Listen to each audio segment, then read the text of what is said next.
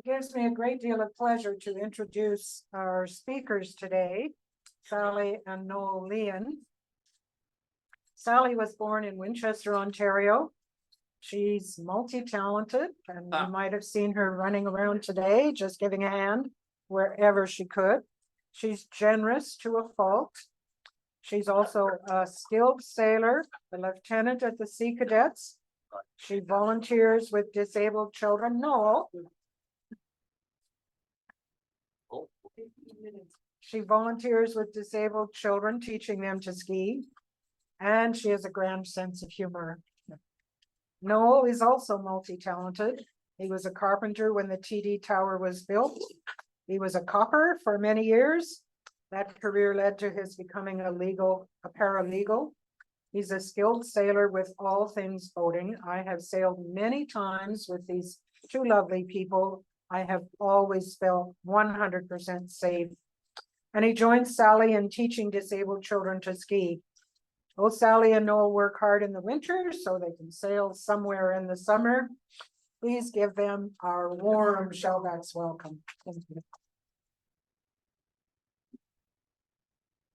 Thank you. Thank you. Can you hear me? Just stop. Anyway, this is the year we brought the boat home. And we started in Ireland, where we've kept it for the last Does this work? 11 years. I can imagine it. This is just a job on the coast of Ireland, and this is the boss of the boatyard where we've kept it. And the owner, and Sadie's the boss, and Michael there is the owner of the boatyard.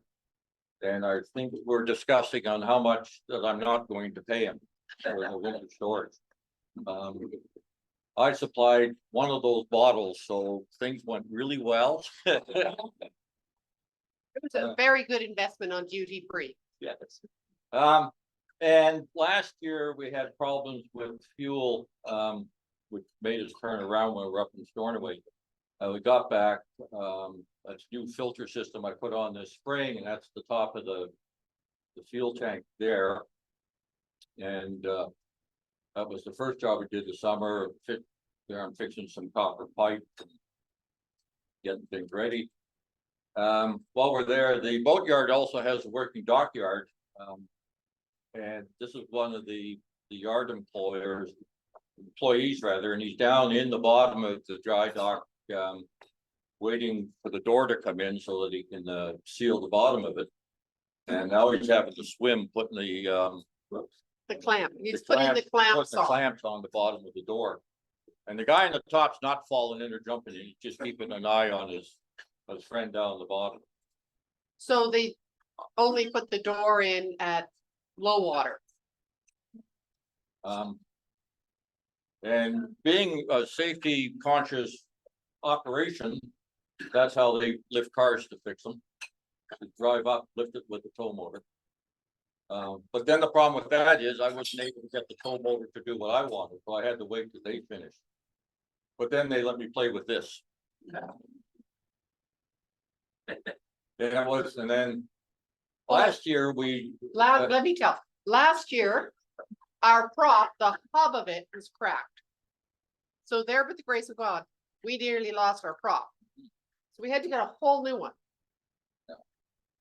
And that was an exercise in futility. They sent us the prop, and when I ordered it, I gave them all of the shaft dimensions and the rest of it. They sent the prop and sent the bolt, hold it on, but it was the wrong thread size. Then there was a 3-week delay while we argued back and forth about whose fault it was that they sent the wrong piece.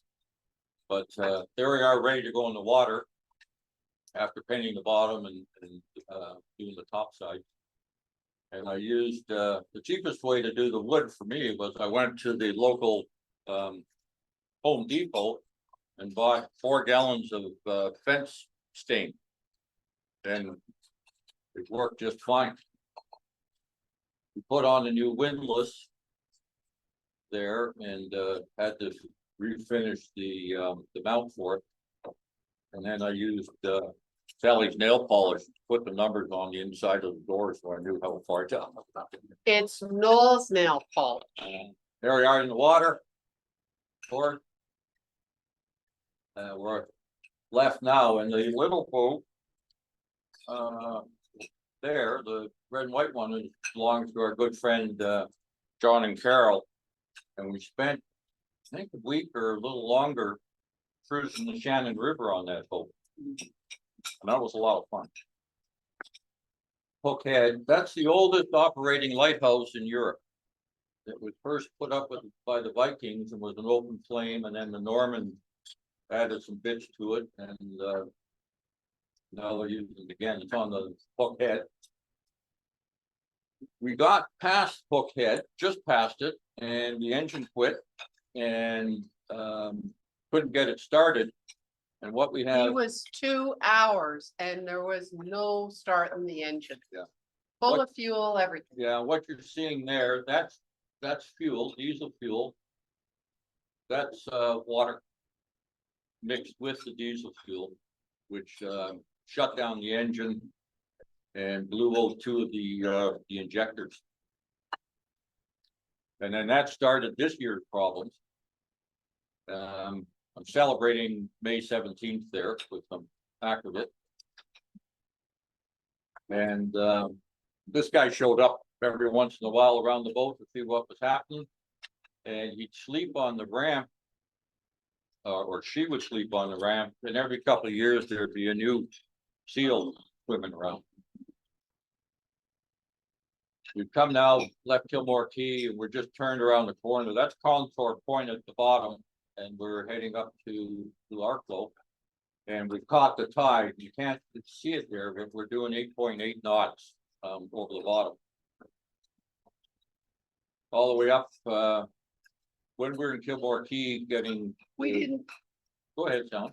when we got to Kilmore Key, we got a lot of work done because of course we had, we got rescued to get into Kilmore Key Oh, by yeah. the lifeboat. That was mortifying.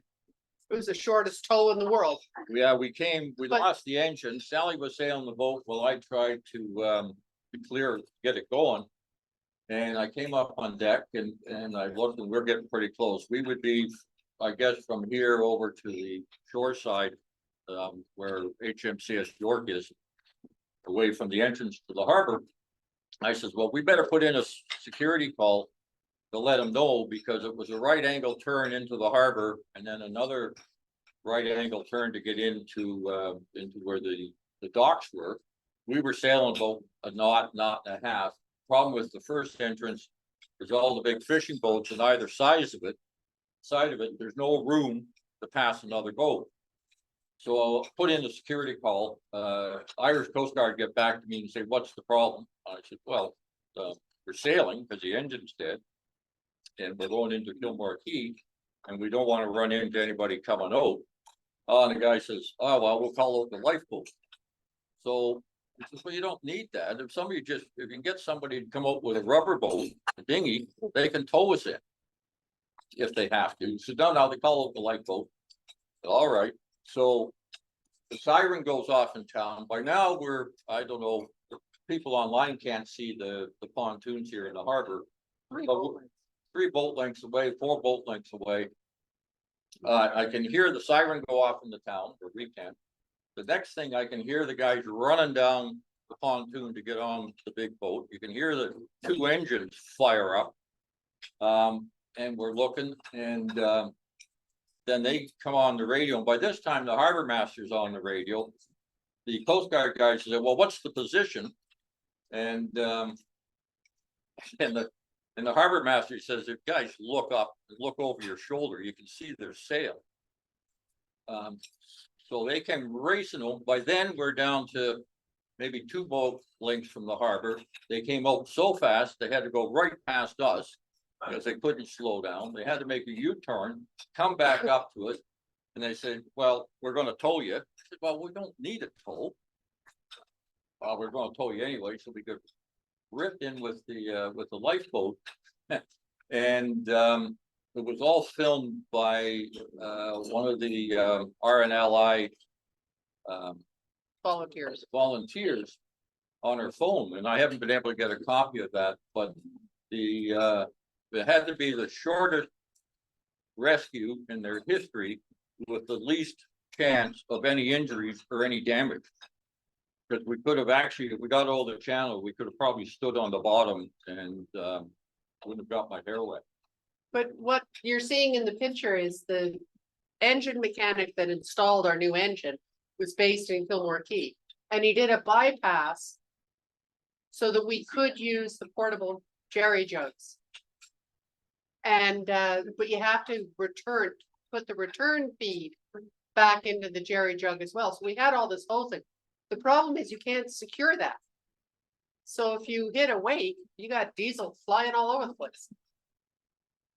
But anyway, we got it going and we got into our club.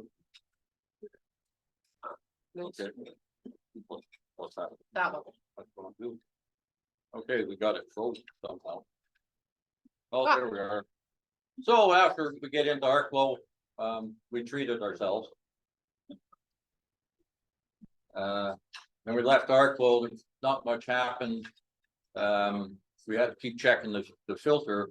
We've come up now to Rathbone Island, which is an island off the north coast of Ireland, with ripping tides both sides of it. But this little island harbor is a place we wanted to go for the last 10, 11 years, and we finally made it because we were on our way back home here. And had a walk around the island. This is the beach scene and the beach bunnies. Show the seals. I did. Okay. And then it's a bird sanctuary, and all that white is birds on the cliffs. And up there is an upside down lighthouse. You can see the light at the bottom, and I think that's the only one in the world. And this island had like a gravestone to the Jeannie Johnson for all those that emigrated that had left Ireland. But the Jeannie Johnson brought everybody alive. And while we're in Rathbone Island, we met a guy that helped us out last year up in Stornoway, Angus. And he says, well, where are you going? And he says, well, we're thinking of going just across to the island of Gia, where we've been before. He said, why do you want to go there? Why don't you go to Port Ellen on Islet? Because the whiskey festival's on. So the choice, there was only one. We went off to Islet to Port Ellen. And unfortunately, we were there on the last day, and the only distillery that was having a party was Ardbeg. So this is it. And apparently Ardbeg, all the distilleries done by the Dragons. That was really fun. It was probably good for us that we only got there on the last day. Yeah. Good for Sally maybe, but that's just People. the festival, and there was for 10 pounds we got three glasses of whiskey You have each. to eat it. Eat it. You have to hold it very close or it doesn't work. And then a free lunch. And so we had the three, and then there was a quiz thing for that you filled out, and we got another 2 for that. And we happened to sit at the table that had already completed it. So then we wound up with 5 drinks each. And then they had girls walking around with the great big bottles that they two grown men to carry, and they were just filling your glass with that. So at the end of the day, and then this was lunch. That's smoked haddock.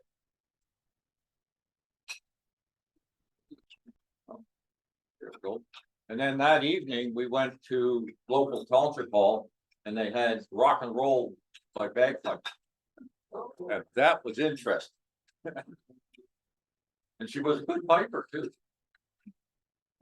We left early next morning and on our way north, and we passed this ship coming in, the Dutch fuel ship.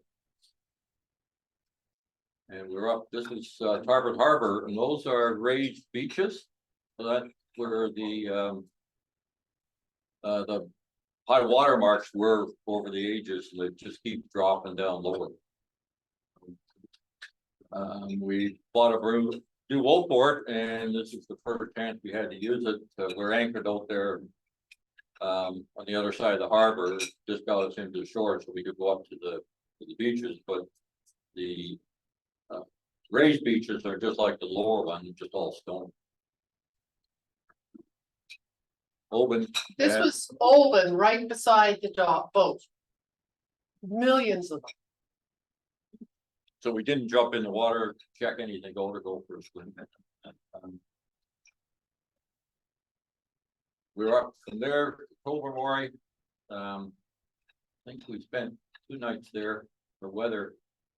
Got a weather window, and the next morning we left, and the plan was to go up to the Orkneys, Shetlands, Faroes, and across to Iceland. By doing it that way, the most we would have been offshore would be 2 days. And we left Tobermory. I got a weather report, and we had 6 days of good weather if we left straight for Ireland. So that's what we did, or for Iceland rather, that's what we did. And this is us passing the bottom end of St. Kilda. And we were able to sail then, but we made it across to Iceland in 5.5 days. Motored most of the way. This is coming into the Westman Islands. And they're called that because of all the Irish slaves that they had in Iceland, and they kept them on this island. Because they figured they couldn't get away. The West Mayan Islands. West Mayan. And going into the harbor at Hemi. Hemi, this is the port or starboard hand navigation mark. That's on the side of the cliff. It's about 45 feet up. Yeah. It wasn't where you would look unless you were in a big ship. That's just some of the cliffs. It's all volcanic. There, so Iceland's all volcanic too. And that's about $100 Canadian. And they still like 5,000 Icelandic kroner might buy you coffee. This is a house that was collapsed during the eruption in 1973, I think, in Iceland. And half the town was buried. When We did a tour. Yeah. And apparently, what you do for fun on the West Mayan Islands is, they teach you how to swing on the rocks to go get eggs. Yeah, birds' eggs, puffin eggs and other birds, and they start the kids young. And they don't much care if they fall down because they're replaceable. But during the eruption, half the town was buried under 15 meters of lava and stone. And the harbor itself was almost closed right off. But they stopped that by bringing all the ships they could with pumps and pumping cold water up against the lava flow, which blocked it, and it improved the harbor. There was almost no mud. And the only place there was mud, they had birds. Yeah, and these are just a couple of houses that were built from the foundations, the remains of these houses that they dug up. And they would have been the first houses built by the first inhabitants of Iceland. And there's absolutely no discrimination in Iceland. This is the harbor in Reykjavik, in behind Harbor. And we're down there in the corner against the German boat. This young fella in that boat had just come in from the Caribbean, and he was 41 days at sea, all the way up the East Coast by himself. He goes, sets his self-steering, closes up the boat, he sits down below it and plays video games all the way. And we had, But we had, he had a radar detector yeah, all that- kinds of stuff. was alarm if there was radar in the area. So that was what he used as part of his watch keeping. These boats here, it's a French boat, they're aluminum. And they're really popular, in Europe because they're lifting keels. And what they do is, if they're up north, they'll just run them up in shore and then leave them for the winter.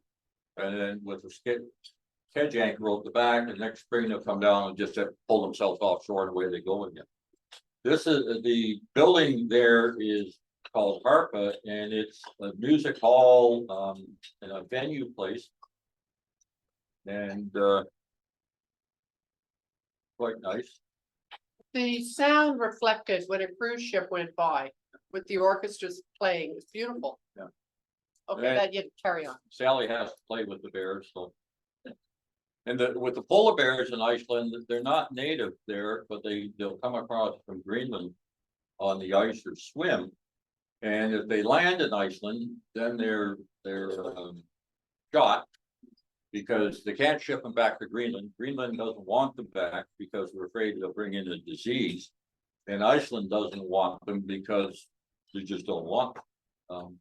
And this extends to the Icelandic horses. Don't call it a pony, but the Icelandic horses, if they compete internationally with the horse, they can't then bring it back.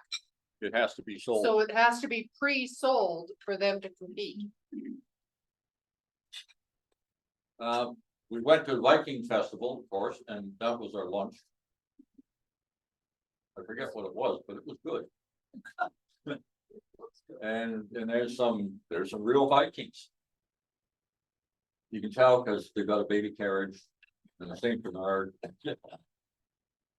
They love doing this dress up stuff. This is the cathedral in Reykjavik. And the statue down there at the bottom.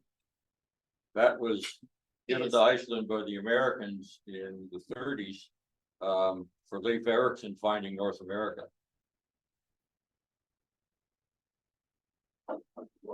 This is a place called Singular. This is where the first parliament in the world was held, down here in the valley. And it's the rift, I guess, between the North American plates and the Eurasian plates. So this is spreading apart. This valley is spreading apart a little bit every year. It used to be a road, and tourism is so important in Iceland that they have things like this really well figured out. You got dropped uphill, and then all the coaches are down there waiting. So you didn't have to walk back and forth. It's really the only way to see Iceland. Go for a week and you'll see it all in about 4 days. That's just one of the rock formations up there. It's all volcanic. This is the stream that runs down through there. This is called the drowning pool. And if the court sentenced you to death, if you're a woman, you got drowned in this little pond pool. If you're a male, they just cut your head off. So the Gullfoss is the big waterfall in Iceland. Now, this is a little lake that's heated, just geothermal. If the water is warm, there's a bit of a spa there. You just go down and go for a swim. And then this is a baptismal font. So when they, with Christianity, if you were around, this is where you got baptized and the water was warm. It's roped off, it's hot enough that it burn you. This is up now near the geyser, and that's just hot water pool. And then you can't really see it. That's me standing there taking a video of the geyser. You can just see the cloud kind of in the middle, kind of sort of there, the discoloration. And I wasn't very smart. You can see all the people in front of me. they didn't get wet, but when that came up every 8 minutes, it came down right over top of me. So, yeah, so what you had was the geyser getting geysers. And then, the bus tour, these are both 6 craters around. Just one has water in it, and there was a path around the top of it. And that's where I lost my video camera, wandering around up there someplace. And one of the people following us didn't catch up to me and tell me that I dropped it. So I don't have any video of getting geysered or the rest of it. Just outside Reykjavik, this is one of the harbors and bays that go in. It's a beach, cold water boat in the middle, and the little bit. This would be a little warmer.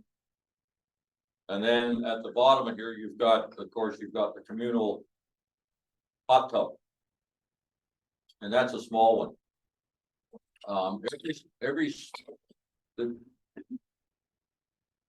Reykjavik, well, every town in Iceland has probably 2 or 3 swimming pools in it, hot tubs, steam, saunas, and stuff. So this is where all their business is done. Would be sitting around in here, talking to your boss, if somebody wants to sell you something, or you trying to sell them something. And all the gossip happens there too. And they do this where they socialize. We didn't go into this particular pool because of the kids that were in there. These are the last 2 whaling ships in Iceland, and Iceland last year voluntarily stopped whaling. So these ships are now retired, and the people themselves says, no, we're going to stop, rather than be told to stop by the rest of the world. We've gone now over to little island outside Reykjavik. Over there, I forget which, that's a glacier. That bay is 85 miles across. Vidi is just a small island where people go, and Pleasant Island. We went out there because the Canadian destroyer, the Skeena, was wrecked on that shore in a fog and a snowstorm, and this is her propeller. She'd been anchored. So there was very little loss of life because the Icelanders were able to get them off. But there's not good holding around there at all. So there's a plaque now, so now it's a monument to the Skeena. Doing a little treasure hunting, didn't find anything. Yeah, we did. And now we're back in the harbor. The big boat here is an American aluminum boat, and they were waiting to get across to Greenland to go up to the Northwest Passage. The little boat down inside is a rowing boat, and they're about to get a tow across Greenland and up the west coast of Greenland, because they planned on rowing through the Northwest Passage. None of them contacted the Canadian government to tell them what they were doing. Yeah, they didn't feel any obligation to communicate to the federal government what they were doing. They were just gonna go across, and the Polish boat behind is also going through the Northwest Passage. Yeah, when we were there, there was probably half a dozen, maybe a little more boats waiting. It was filling up with boats waiting to get across to Greenland. And from Western Peninsula of Iceland, it's only a day and a half, 2 days to Greenland, but the ice had all packed in there, so they couldn't get across, so they had to wait. We were waiting for the ice to clear around the bottom of Greenland so that we could get through and get over to Labrador. When the ice between us and Greenland cleared, then it packed into Labrador, so we were waiting, and we couldn't get going. And by the time we were in Iceland, Sally had hit the wall, and I just completely ran out of energy. So we were spending time too, figuring out how we were gonna get the boat home. When we were there, the volcano erupting now started. And that's it. When that started, we were on the boat. And about 1 o'clock in the morning, heard a boom. And then the boat was vibrating in the water, so we were in the seaquake. And that thing went up. The water temperature rose about 5 degrees. We have a fish finder, so Yeah. it was fascinating. And you can tell by the shoreline that the Egyptians were there long before the Iceland. People, We're in now a little town, Havnafjord, and it was well decorated, and I think this might have been left over from Valentine's Day, but my Valentine's sitting in the heart. this is my birthday. And we went to this, the customs guy told us, oh, don't go to Blue Lagoon, go to the Sky Lagoon. And it was fabulous. And from this lagoon, you get a really good shot of, or pictures of the present volcano erupting. Yeah. And you could just get a municipal bus to it. I know I that get wet. Downtown, this is Main Street in Reykjavik, and it's Reykjavik itself is an awful lot like Niagara Falls. It's all tourist shops. Everything pricey, restaurants and it's a walking town. There's no vehicles in it. Just local waterfall. Stack. This is the Black Beach on the south coast of Iceland. This was another bus tour, and again to another bird sanctuary. The tours, the day length of the tour was very long because you're in 24-hour daylight. So they were very dear, but you certainly got your money's worth. And of course, everybody knows what that bird is, so. This is another beach with one of the sea caves, and you can see the basalt columns there.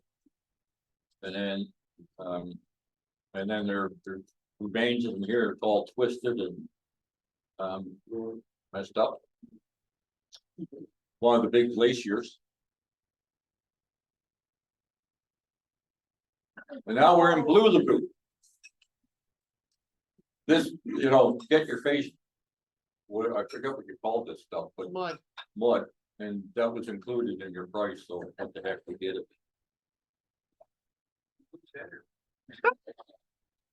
Who said that? So I'll remember. we were having a hard time. We could not import a firearm to scare away polar bears. We had an 18-day open passage to get to Newfoundland. We were both exhausted, and we got a very favorable price on shipping the boat. And we got a not so favorable price on a crew and skipper. And they weren't interested in doing our boat because it's just too small and insignificant. So the choice was to ship it. The price we were quoted was 7,000 euro from Reykjavik to Halifax, which I thought was a hell of a deal. and they left every single week. And Noel is now 30 pounds heavier than he was in that picture. No. Yeah, anyway. So we decided to ship it, got the boat all ready, called the shipping company. And the guy we were talking to had to be the dumbest guy in the company. He said, oh no, that was a mistake. The new price is 17,000 euro or dollars. I said, well, no, because I have a written document said it was 7. And the boat didn't grow. So by then there was only one shipping company in Iceland, so we were at their mercy, but we saw it off at, I think it was 10. But then we had to get the boat from the harbor where we were to the main harbor in Reykjavik, where they could put it on the ship to send it down. So the young fella here holding my jacket is the boss. That's Marcus. And his main employee is Marcus. And we're just, getting things ready. The last 3 weeks, we were tied up in a place with the one travel lift in Iceland. Yeah. And it had a great sailing school. And somehow we ended up with the kids all crawling through the boat and teaching each other about the big boat parts. It was fun. Now they're setting the boat down onto the cradle onto the truck. And that was the only cradle available in Iceland. Another boat came to Iceland on it from Norway. Nobody there keeps their boats in cradles, they just keep them in the water. If they need to clean them off, they come over to this travel lift to do it, so it's placing the boat down and put. Or they sail to Scotland and they have their holiday scraping their bottoms in Scotland. Yeah. Good pictures, Al. Yeah. So we, anyway, finally got the thing on the ship, went away down to Halifax, we flew down. And now that we're at Peggy's Culture, we did some, I think we're in Halifax for 2 weeks too, waiting for the boat to arrive and then to get it over to Hawk in the harbor. These are just downtown Halifax, the Sackville and the Acadia. We had the boat arrived as scheduled. Then customs went on board because we had to prove ownership. That kind of knocked us sideways. That was a blast. The shipping company wasn't really helpful and the boat arrived, I called them, said, now, okay, how do I get the boat? Well, you gotta clear customs. I said, you guys don't do that. No, you gotta do it. How do I do that? We don't know, we don't care. So, okay, so I went over, found the customs office, went there, went in and said, this is what I'm trying to do. Am I in the right place? The one girl said, yeah, maybe. And she said, what do you really want to do? I said, well, my boat's in the harbor. And I'd like to get it over. Oh, okay, yeah. Well, I'm not really interested. She wanted away. Another woman came up. And I had to explain the whole story to her again. And she says, oh yeah, okay, well, you need to fill out this form. Filled out the form, and she says, now, can you prove ownership? And I said, yeah, by the boat papers and stuff on the boat. She looked at me with a grin and she said, you can't go on your boat. What do you mean I can't go on the boat? You can't go on your boat because it's a customs port. You're not cleared to go in. It's not cleared to come out until you can prove ownership. She said, is there any way else you can prove ownership? Can you go home and get a copy of the paper? And then she looked at me and she said, no, you're not going home, are you? Toronto to get the papers. I said, no, the papers are on the boat. I says, can I go on the boat with you guys? No, you're not cleared. You can't do that. But now she changed my training. It was easy. Yeah, well, yeah.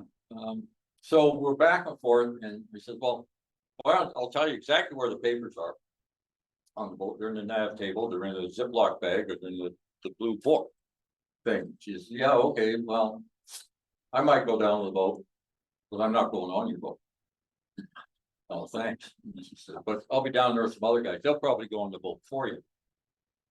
That'd be really good. So they're going down there and they go to the boat. And I said, well, all right, if you guys are going to go to the boat, there's beer in the bilge. So she says, no, there's no beer in the bilge. I said, yeah, there are beer in the bilge. If you're on the boat, you might just well have a beer. She says, no, there's no beer on the bilge. Says, okay, there's no beer on the bilge. But anyway, they went down. Next day I go back and they had got the papers, brought them back, gave me the forms back, and we were good to go. And then she says, no, well, there's no beer in the bilge. Says, what other alcohol did you bring? Well, none. Yeah, she's right. Okay, you got ship stores the way we went. Flip to the next picture. Okay. Next picture. I mean, you can just keep going. This is a pipeline boat, I guess for gas, and it's tied up. We were Yeah. staying in Dartmouth on the military base because there's a housing shortage in Halifax too. And Sally being a member of the Navy, we got a suite there for $70 a night. Anyway, we've left, now we're driving around in Nova Scotia. This is a polder. And it's all reclaimed land, from the sea. And it was, Dutch people came over years and years ago, and so now we have a boulder in Kent. But the pattern of the fields hadn't changed since the 1800s. You know how much rain they've had in Nova Scotia this last summer? This is the Tim's parking lot in Dart, what the hell is it? Dartmouth. Yeah, Dartmouth. Anyway, that water was up to the wheel wells, and it was interesting watching the little cars going real easy, and then of course with a guy with a big pickup just blast right through it. This is the harbor. The boat is coming in now. We're getting it off the shipping cradle. They And- seized the boat for a week extra. Just yeah, in empathy with the port in Vancouver, and it was the longshoreman blocked it in with equipment. It was so frustrating. and it was $340 a day extra if you didn't have it all there within 2 days. So the benefit for them was more money, which I refused to pay. And I talked to the shipping company, they actually paid for that. There we are, going down, not the main street of Halifax, but pretty close. Get launched at the Dartmouth Yacht Club. We're leaving there, that's one of the bridges, and So far. And we didn't even clear the harbor and the engine quit. Oh. And if you see this cellulite stuff, at the top, yeah, that's the diesel bug growing. And that's, it's a microbe, man-made microbe, and they dump it in for oil spills, and what it does is it eats the oil. And then dies and falls to the bottom of the sea. And what the white is the water coming out with the fuel from the tank. And it gets emulsified in that, and then that just shuts everything down. So we were back into the issue. Bad fuel. Every place we got bad fuel in Scotland and in Iceland. We got it from supposedly fresh tanks, but it all had water in it. and it was all, I mean, busy tanks. It was all really busy pumps, and we kept getting this issue. Now we're in Canadian waters. We're starting to head up into the St. Lawrence. This is a little passage through some islands. Cuts off about 6 miles off the trip, around the corner to get up into Canso and then through the straits. So we took the scenic route in through there. Sunny day. And we stopped at Port Hawkesbury, got more bad fuel, and then went to Rivière Renard. And that was an overnighter. Got in there late the next afternoon. And now I'm changing out the European plugs to Canadian or American. And we're sewing the Dodger because stitching had come out of it. So Sally was on the inside pushing the needle, and I was keeping my fingers away from her on the outside. The harbor. Harbor at St. Anne de Mont, and we got in there about pitch black, about 11 o'clock at night. It was raining. Very narrow entrance through there with no water in ours, so you can only see it if there's 2 meters of water. We draw 1.8 meters, and then you've got the rocks coming down. And if it hadn't been for the cormorant sitting on the shore, we could have really easily went aground. Yes, what alerted us to the break wall was a swoosh of all the cormorants launching themselves because we got too close. Now we're tied up for the evening. It was really dark getting in there and you just couldn't see. And then sunshine again as we're going on our way up the river into a place called Baton. And we got in there, and friends of ours Carl and Patty joined us from Rochester. Carl was on board with me for the rest of the trip up the river. Quebec City. And we're at Three Rivers here, having lunch. We did a number, well, Sally and Patty did a number on the wine bag. So. And from there, we headed up and we're into the lock system. And this is anchored out just below the lock at Benares, and that's a power plant. We got the anchor snag there, so that took us an hour and a bit to get it done. In the lock system, this is the first time we've been stuck in a lock with a commercial boat. And especially behind it, and when it started to move with the prop wash, it gave us a hell of a time in there, keeping it away from the wall. Carl and I got into Cornwall, got in just fine. Had a track on my chart plotter when we were coming out the next morning, and following the track, and it was a little too far to one side. Carl was standing behind me, and he said, "We're getting," and I said, "I know," and we hit a rock, and we 6.5 knots. We drove right up on top of it, sat up on top of it. And then fell over. Well, we were, fell over at that point.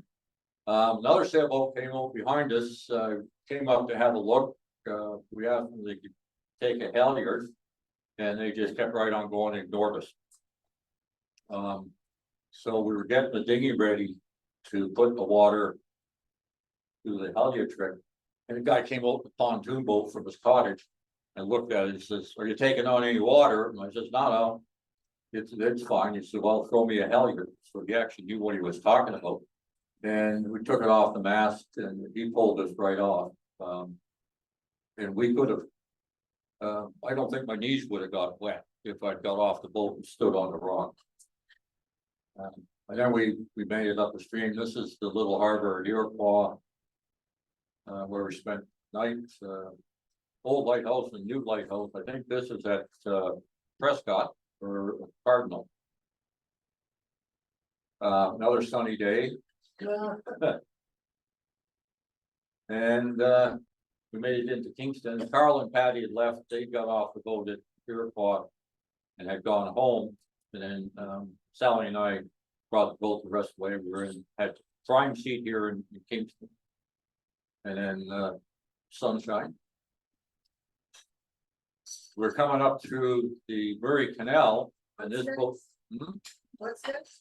Yeah. Yeah. And these are, well, the rear commodore's boat, and they were in the canal behind us, staying behind us for a change, which power boats don't normally do, but they did. It was funny because we were both early, so we were just going really, really, really slowly till we got to the first bridge. And then whoever's driving that boat's good because it's, and then we recognized it. So anyway, we had from there, just this side of Quebec City, we were in the little port. I forgot the name of the town, Noelville, I think. And Carl and I were on the boat, and we left the Quebec Yacht Club. We're trying to get all the way up as far up the river as we could. 12 hours later, we were 12 miles up the river because we got the tide fall. Of all things. And then the engine wasn't happy. And I called Sally on the phone, her and Patty were on the car, says, "We're turning around going back to Quebec City because I gotta do something with this tank." And she said, "Well, why do you want to do that? Why don't you just make a right turn and come across into the little marina where we are? There's lots of big boats, lots of water." So that's what we did.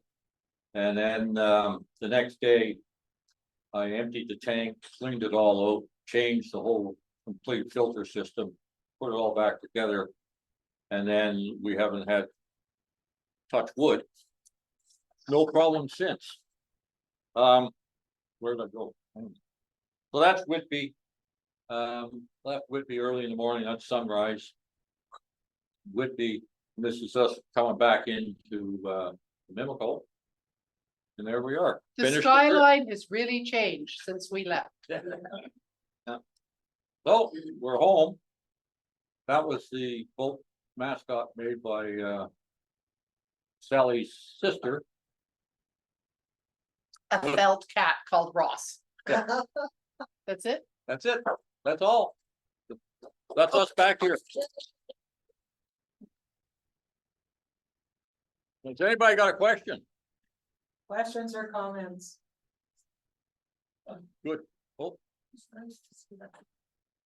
yeah, yeah, Thank you, that was a great presentation. thank you. Wondering about the time when you were in Iceland, what time of year, what month was it when you were in Iceland? That was, My birthday, July 14th. And Yeah. then how long did it take from Halifax to Toronto? We got here well after we got here after Labor Day. yeah, We got here Monday, the 13th. something like that. The Labor We- Day was the yeah. 7th, and I had to be back at work on Monday after Labor Day. Yeah, we, you know. We pushed hard we coming up pushed the hard river. coming up, but we also waited for weather. The weather was bad, we just didn't go. We did have to get back in here for September for Sally to go back to work with the Sea Cadets and things, so we had that as a limit, but we kind of, the trip from Halifax up was more a pleasure trip than it was a delivery.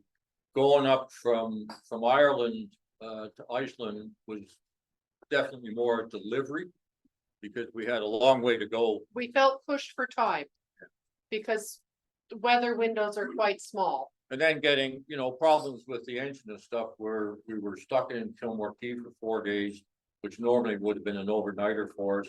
Barclay was another 4 or 5 days with mechanic getting at the engine. I had to replace the 3 injectors. So that took some time. And then, really, I was checking the filter system at least every half an hour, shutting the engine off and draining the filter of water at the bottom, and then restarting the engine again. Another half hour held to do the same thing. You didn't have to bleed it doing that. So it was just literally top up the fuel filter. Thank you. I think Seamus online has Oh, his. I'm not talking to Seamus, he's always one. I will.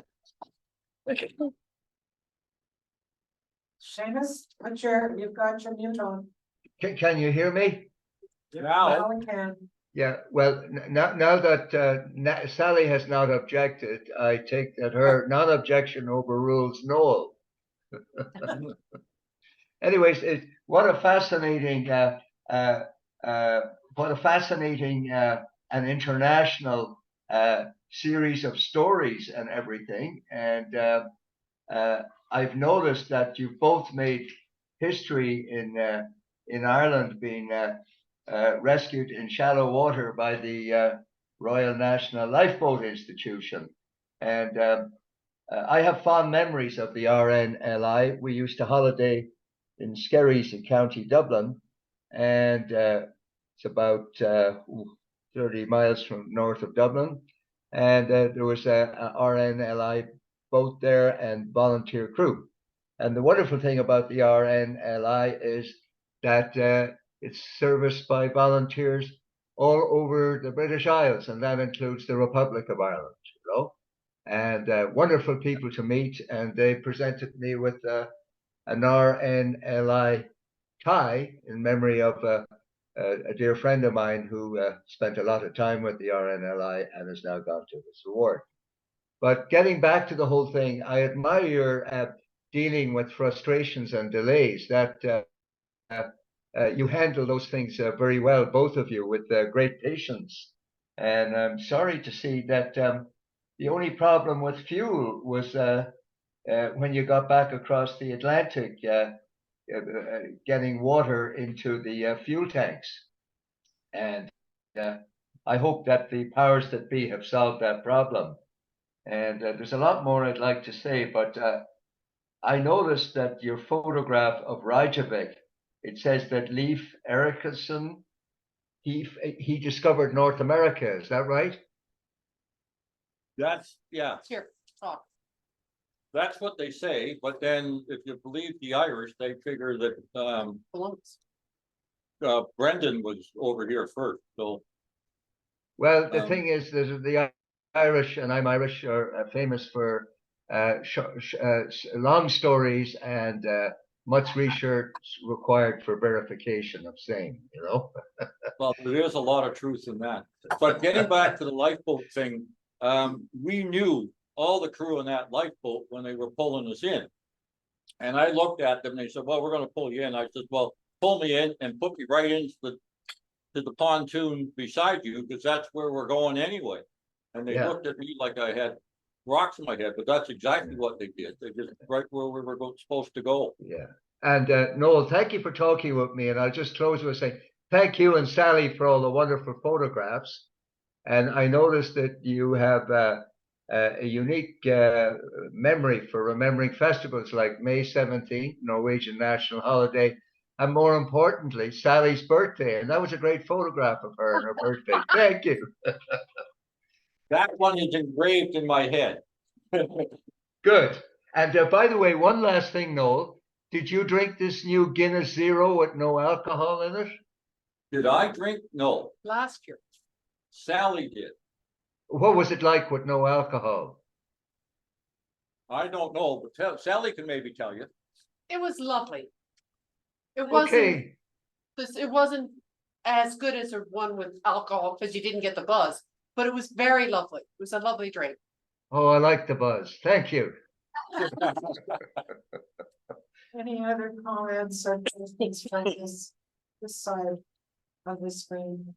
Well, ladies and gentlemen, thank you so much. That was wonderful. I felt like I was there. I wish I had been, actually. It would have been fun. Enjoyed it Let's give most of them a wonderful applause. Thank you. That's fine. We don't need it. We don't need it. They very kindly have refused to accept the pins. I think they have just a few. I think this is the 13th or something time that they have spoken to us. So thank you so much, and your lunch should be on the table for you. That's a good thing. Yes, you must be hungry. Yeah. Thank you. And so next week, we have